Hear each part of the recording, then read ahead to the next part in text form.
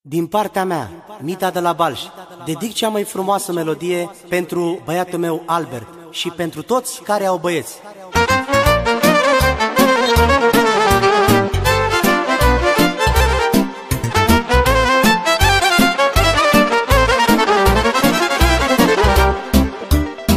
Mare fericire în viață mi-a dat Dumnezeu. Am un îngeraș în casă, copilașul meu. Are tata un băiat, parcă-i rup din soare. El mi-e bucuria mea cea mare.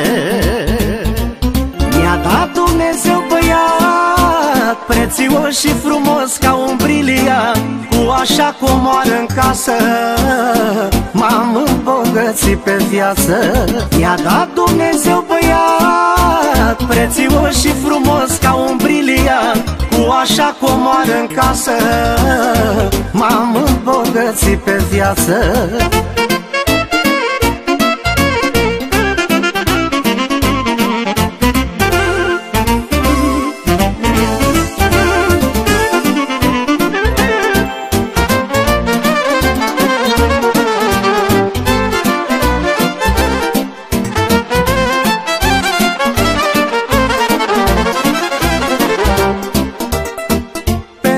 Bani umblu prin lume lung și lat, doar gândul meu mi-e acasă la-al meu băiat.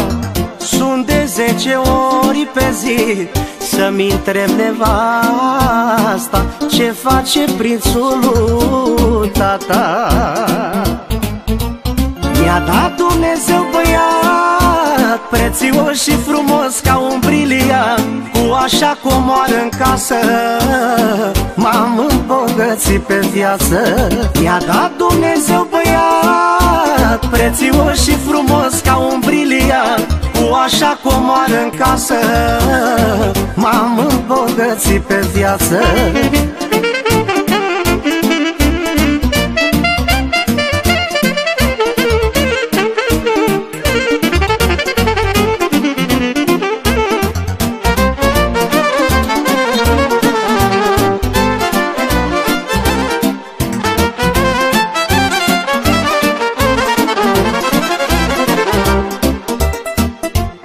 Obosit aș fi acasă când vin, prin putere când în brațe băiatul mi-l țin.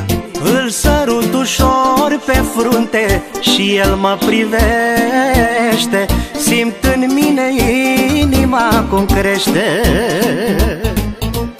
Mi-a dat Dumnezeu băiat, prețios și frumos ca un briliant. Cu așa comoară în casă m-am îmbogățit pe viață.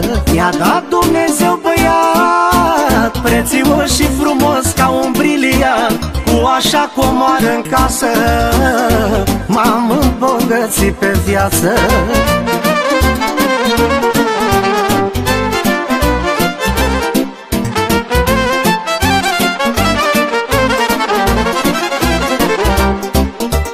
Mi-a dat Dumnezeu băiat, prețios și frumos ca un briliant. Cu așa comoară în casă m-am îmbogățit pe viață. Mi-a dat Dumnezeu băiat, prețios și frumos ca un briliant. Cu așa comoară în casă